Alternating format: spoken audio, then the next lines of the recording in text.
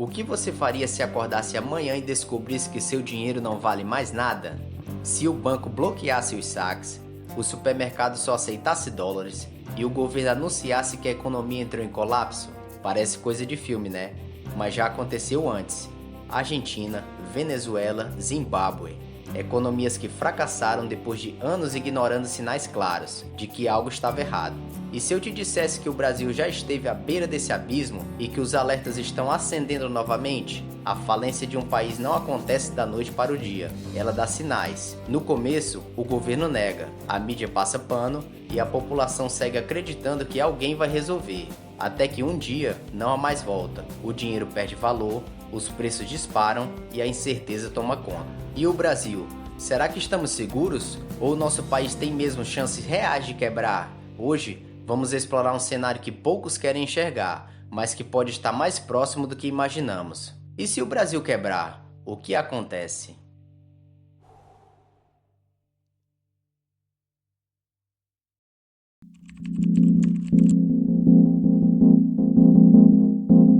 Em dezembro de 2001, as ruas de Buenos Aires foram tomadas por protestos violentos, supermercados saqueados, bancos destruídos e a população desesperada que não conseguia acessar suas próprias economias. A Argentina, que já foi uma das maiores economias do mundo, estava oficialmente quebrada. O peso argentino despencou, as pessoas perderam suas poupanças e o país mergulhou em uma crise que deixaria cicatrizes por décadas.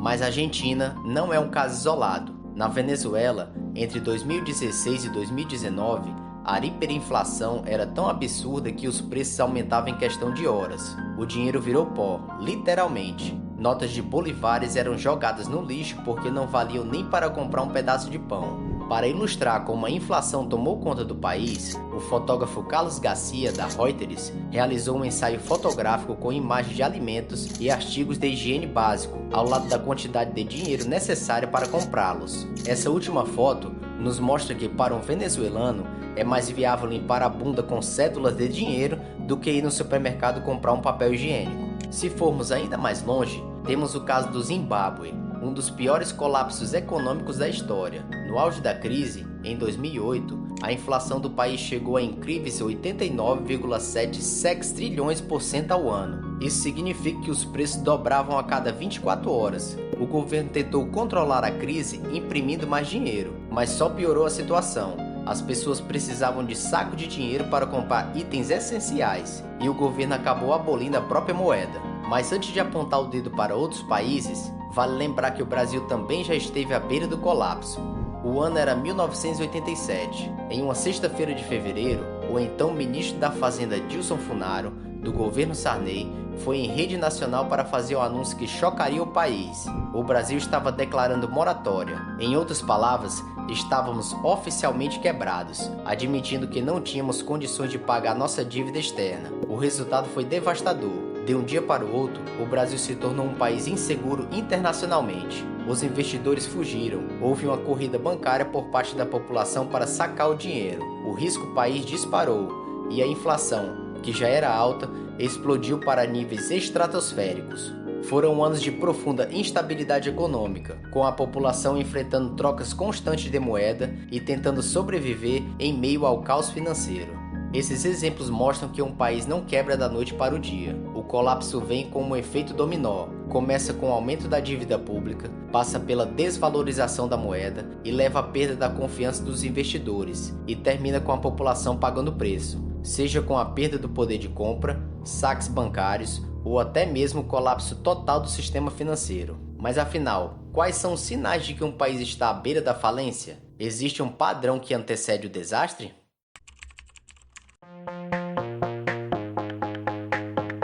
Nenhum país quebra do dia para a noite, mas existem sinais claros que anunciam o desastre, e o Brasil já deu vários deles. O primeiro, e mais evidente, é a dívida explodindo, que é quando o governo gasta muito mais do que arrecada, consistentemente e sem controle. Pense no déficit fiscal como um cartão de crédito que nunca é pago integralmente. Todo mês, você paga apenas o mínimo e continua gastando mais do que ganha. Com o tempo, os juros se acumulam e a dívida cresce, e quando você percebe, está preso em um ciclo do qual é quase impossível escapar. É exatamente isso que acontece com países que costumam alongar suas dívidas por décadas. No Brasil, este problema tem se agravado de forma alarmante. Nos últimos anos, nossa dívida se expandiu a níveis que fazem economistas de todas as visões políticas concordarem em um ponto: estamos caminhando sobre gelo fino. A cada novo pacote de gastos sem a devida contrapartida de receitas, o gelo se torna mais frágil sob nossos pés.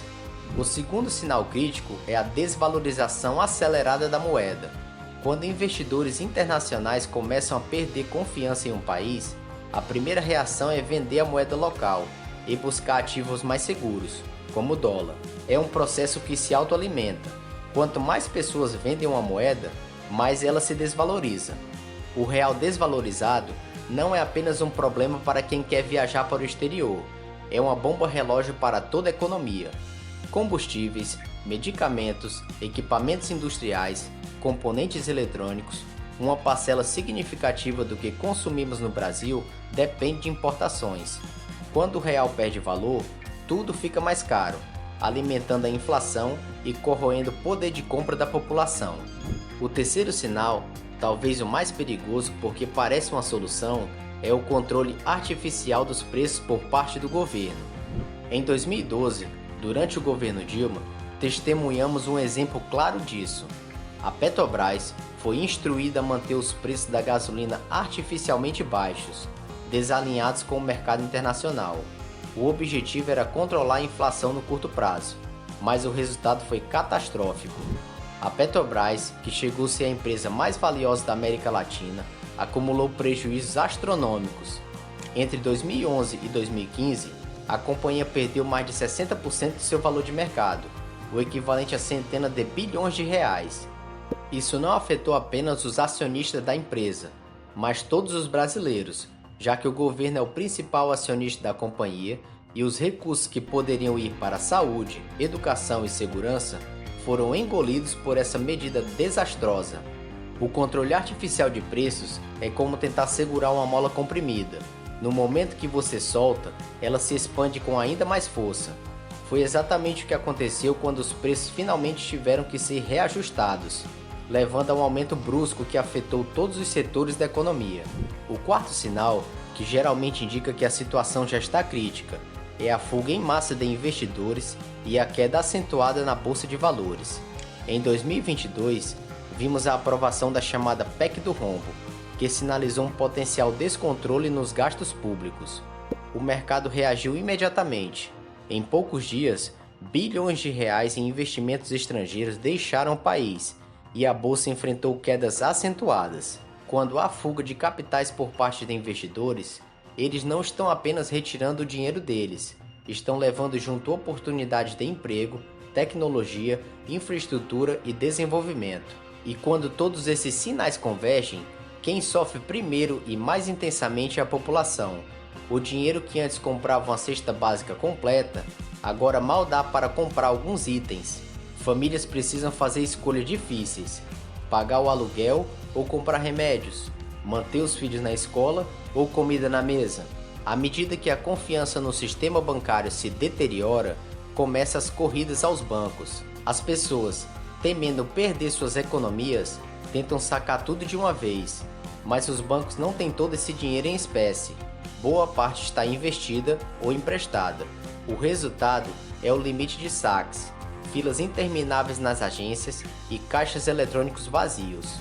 Na Argentina, em 2001, esse fenômeno ficou conhecido como corralito, quando os saques foram limitados a 250 pesos por semana, insuficientes até para as necessidades básicas. O desemprego dispara à medida que empresas fecham suas portas, incapazes de lidar com a instabilidade econômica e a queda no consumo. A pobreza se alastra como uma epidemia, criando um ciclo vicioso: menos consumo, menos produção, menos empregos. Nos casos mais extremos, como na Venezuela, que chegou ao racionamento de produtos essenciais, supermercados com prateleiras vazias, filas de horas para comprar o básico e preços estratosféricos. O caos no setor logístico acontece quando transportadoras não conseguem operar devido aos custos operacionais. E quando tudo começa a ir para o ralo, governos começam a entrar em modo de desespero, e é aí que tomam decisões que podem mudar para sempre a vida da população. Mas então, o que aconteceria se, de um dia para o outro, você perdesse todo o seu dinheiro?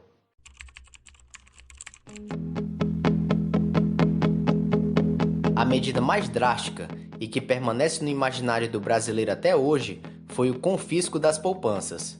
Em março de 1990, os brasileiros acordaram com a notícia chocante. O governo Collor havia bloqueado todas as aplicações financeiras acima de 50 mil cruzados, equivalente a aproximadamente $1.200 na época. De uma hora para outra, milhões de brasileiros perderam acesso às suas economias de uma vida inteira. Para muitos, esse evento criou uma desconfiança profunda no sistema bancário brasileiro, uma desconfiança que persiste até hoje, 35 anos depois. Pessoas que atravessaram aquele momento passaram a evitar deixar todo o dinheiro no banco, sempre mantendo uma parte em casa para o caso de outro confisco. Esse trauma deixou marcas na relação dos brasileiros com o sistema financeiro. Outra relação comum por parte do governo é a emissão descontrolada de moeda. Na cabeça de um governante, a lógica é simples: se não há dinheiro para pagar as contas, é só imprimir mais. Porém, essa ação é como tentar apagar um incêndio com gasolina. Cada nota impressa sem correspondente crescimento econômico do país acelera a desvalorização da moeda e o resultado? Hiperinflação. Na Venezuela, esse experimento foi feito no então governo Maduro. Lá a ordem foi: liga a impressora e imprima dinheiro como se não houvesse o amanhã. O que aconteceu em seguida? O papel moeda valia literalmente menos do que o papel em si. Artesãos começaram a usar notas de bolivares para fazer bolsas e artesanatos, pois o papel valia mais como matéria-prima do que como dinheiro, afirma Wilmer Rojas, vendedor ambulante. O aumento de impostos é outra ferramenta comum no arsenal de governos à beira do colapso. Quando a arrecadação cai devido à retração econômica, a tentação de aumentar impostos é quase irresistível. O problema é que isso cria um ciclo vicioso. Impostos mais altos sufocam ainda mais a economia, o que acaba desincentivando o consumo. Na Argentina, o chamado dólar blue, uma espécie de cotação não oficial do dólar, se tornou mais interessante para os argentinos do que a cotação oficial. Dessa forma, o governo dificultava o acesso ao dólar, temendo uma alta forte perante ao peso argentino. Porém, os hermanos acabaram criando um mercado de câmbio paralelo, cuja diferença entre as duas cotações chegou a ultrapassar 150%, criando distorções enormes na economia do país. E quando todas essas medidas falham, resta apenas uma opção: bater na porta de quem tem grana, o Fundo Monetário Internacional. Em troca de empréstimos emergenciais, o FMI impõe condições severas para emprestar o dinheiro, das quais estão cortes profundos em gastos públicos, estabilização da moeda e restauração das condições para um crescimento econômico. Mas e você, cidadão comum? Como se proteger diante de um cenário terrível? A resposta pode ser encontrada olhando para nossos vizinhos argentinos, que desenvolveram ao longo de décadas uma verdadeira ciência da sobrevivência financeira. A primeira e mais básica estratégia é a dolarização do patrimônio. Os argentinos têm um ditado popular: trabalhe em pesos, poupe em dólares. Nas ruas de Buenos Aires é comum ouvir pessoas perguntando: onde está o arbolito? Nome dado aos cambistas de rua que compram e vendem dólares. Não é ilegal, é apenas uma forma que eles encontraram para preservar o valor do seu trabalho. Dados do Banco Central argentino estimam que cidadãos do país guardam mais de 200 bilhões de dólares embaixo do colchão. Assim que recebe seu salário em pesos argentinos, Eugênia os troca por dólares e os esconde em sua casa, segundo a matéria do portal G1. Eugênia os esconde no banheiro, abre aspas. Prefiro que um ladrão me roube do que um banco, fecha aspas. O medo de ser roubado não é comparável à desconfiança que tem dos bancos, acrescenta a matéria. Para muitas famílias argentinas, esse hábito foi o que garantiu que pudesse manter o padrão de vida durante as sucessivas crises. Mas guardar dólares em espécie não é a única e nem necessariamente a melhor estratégia. Investimentos em ativos reais e na bolsa de valores têm se mostrado eficazes em preservar o patrimônio durante crises. No Brasil, temos um exemplo claro disso durante o confisco do Plano Collor. Enquanto quem mantinha dinheiro na poupança viu suas economias bloqueadas da noite para o dia, o investidor que comprou ações na Bolsa de Valores não foi afetado diretamente pelo confisco.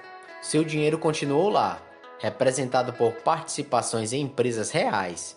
É claro que o valor dessas ações oscilou violentamente durante a crise, mas quem manteve seus investimentos no longo prazo não apenas preservou o patrimônio, como viu uma valorização extraordinária nas décadas seguintes. Além da bolsa, investimentos em imóveis também têm se mostrado uma proteção eficaz. Terra, tijolo e concreto não podem ser confiscados com a mesma facilidade que dinheiro em conta bancária. Durante a hiperinflação dos anos 80, muitas famílias brasileiras que tinham imóveis conseguiram atravessar o período turbulento com mais segurança. Como já diziam os mais antigos, quem compra terra não erra. O valor desses ativos sempre acompanha a inflação. Até hoje, muitos brasileiros veem os imóveis como um porto seguro e reserva de valor. Mas no fim das contas, quem leva vantagem não é quem tem mais dinheiro no banco, mas quem sabe onde e como proteger seu patrimônio.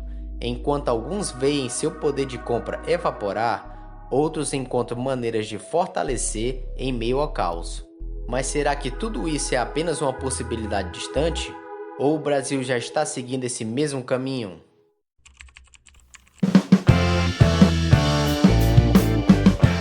Se você chegou até aqui, já entendeu que o declínio de um país não acontece do nada. É um processo gradual, cheio de sinais de alerta. E a grande questão é: o Brasil está caminhando para esse destino? Na minha opinião, as chances de o Brasil realmente quebrar no contexto atual são bem distantes. Isso porque temos uma economia diversificada e uma vantagem que poucos países possuem: um agronegócio forte. Enquanto a Venezuela, por exemplo, depende exclusivamente do petróleo, o Brasil é um dos maiores exportadores de commodities do mundo: soja, carne, milho, café, minério de ferro e muito mais. Isso significa que, mesmo em tempos de crise, sempre haverá uma demanda externa dos nossos produtos, o que mantém uma entrada constante de dólares na economia e impede uma desvalorização acelerada do nosso real. É fato que nós alimentamos o mundo, e o setor agro em nosso país representa 25% do PIB em nossa economia. Essa é uma das principais razões da gente não ter o dólar na casa dos R$10. E como já falei antes, nós exportamos muito mais do que apenas um único produto. Essa diversificação em produtos cria uma barreira contra crises severas. Mas vale lembrar que isso significa que não estamos imunes a problemas. Se a dívida continuar crescendo sem controle e se o governo não criar medidas que incentivem investimentos e se a produtividade do país não melhorar, então teremos sempre aquele voo de galinha, de estagnação econômica. O Brasil tem problemas, mas também tem força. O caminho que seguiremos depende das decisões que tomamos hoje. Enquanto houver pessoas inovando, investindo e produzindo, sempre haverá uma saída para qualquer crise. E você, o que achou desse assunto? Acha que o Brasil pode mesmo virar rápido uma Venezuela? Ou isso é algo bem distante? Comenta aqui abaixo e não se esqueça de dizer o que achou desse vídeo. Agora, para entender como o INSS é baseado em um esquema de pirâmide financeira e o governo te força a participar disso, sem garantia nenhuma de que você verá seu dinheiro no futuro, clica nesse vídeo aqui e descubra por que a Previdência pode estar com os dias contados. Por esse vídeo é isso, fique com Deus e até a próxima.